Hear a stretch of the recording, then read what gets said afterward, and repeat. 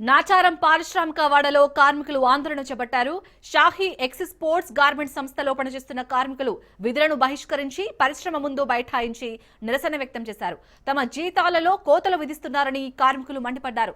పనికి తగ్గ జీతం ఇవ్వకుండా తమతో వెట్టి చాకరీ చేపిస్తున్నారని మహిళా కార్మికులు ఆగ్రహం వ్యక్తం చేశారు.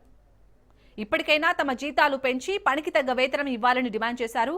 తమ సమస్య పరిష్కరించే వరకు ఈ ధర్నా కొనసాగిస్తామని హెచ్చరించారు.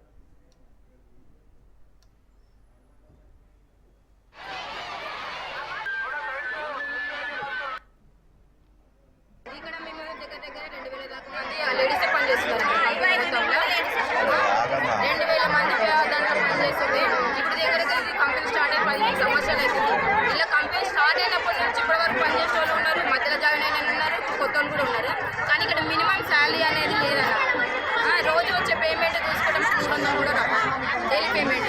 మేము ఎన్ని దగ్గర సంవత్సరానికి డిఏ పెరుగుతుంది కదా, ఆ డిఏ మాత్రమే పెరుగుతుంది మా జీతంలో. కంపెనీ నుంచి మాకు శాలరీ మాత్రం రానే రాదు.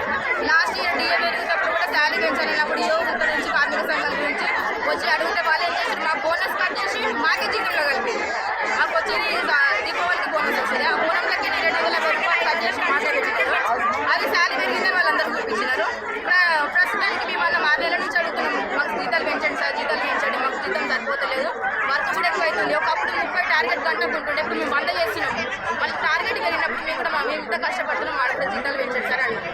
మేము అందరం మొన్న 6 నెలల నుంచి చెప్తుంటే కూడా పట్టించుకోలేదు. లాస్ట్కి జీఎం సార్ చేంజ్ అవుతున్నాం.